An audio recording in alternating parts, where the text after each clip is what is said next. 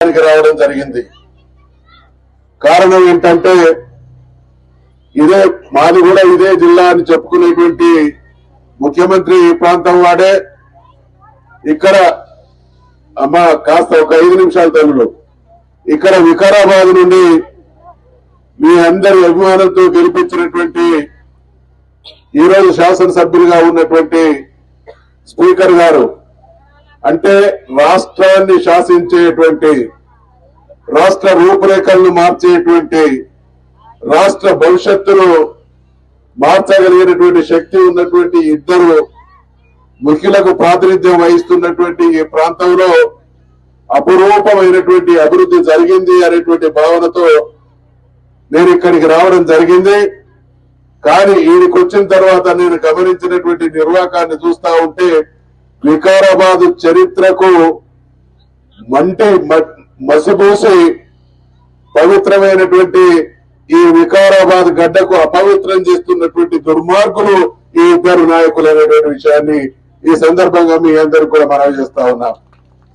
తెలంగాణ మనమందరం కూడా 14-15 సంవత్సరాలు పోరాడి తెలంగాణ సాధించుకున్నటువంటి విషయం, మీరందరూ కూడా అందులో భాగస్వాములైనటువంటి విషయం అందరికీ తెలిసినటువంటి విషయమే.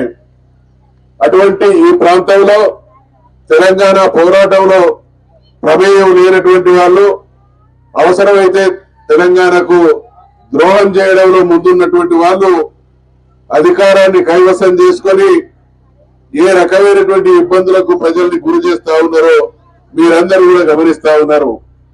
వికారాబాద్ ఈరోజు జిల్లా కావడానికి ఇక్కడ ఉండేటువంటి ప్రజలందరికీ, పెద్ద మనుషులందరికీ కూడా తెలుసు, అనేక దశాబ్దాలుగా వికారాబాద్ జిల్లా కావాలనేటువంటి డిమాండ్ ను అర్థం చేసుకుని వికారాబాద్ సర్వతోముఖ వికాసం జరగాలి అనంటే జిల్లా అయి తీరాల్సిందే అనేటువంటి పట్టుబట్టి జిల్లాను చేసినటువంటి చరిత్ర కేసీఆర్ గారిది, బీఆర్ఎస్ పార్టీది, కారు గుర్తుదు అనేటువంటి విషయాన్ని మనం చేస్తా ఉన్నాం. సత్యవేణి ఈరోజు కేసీఆర్ గారు బలపరిచి కొత్తపల్లికి కౌన్సిలర్ గా ఎన్నుకోబోతున్న సత్యవేణి గారికి కూడా అందరికీ పేరు పేరున నమస్కారాలు తెలియజేస్తూ, ఎన్నికలు వచ్చినప్పుడు అమ్మా చాలా జాగ్రత్తగా ఆలోచించి మనం ఓటేయాలని ఓట్లేస్తే ఈ రోజు రాష్ట్రంలో కాంగ్రెస్ ప్రభుత్వం ఎట్లయితే పనిచేస్తుందో అట్లే కొత్తపల్లి కూడా అవుతుంది. 2 సంవత్సరాలైంది కాంగ్రెస్ పార్టీ అధికారంలోకి వచ్చి.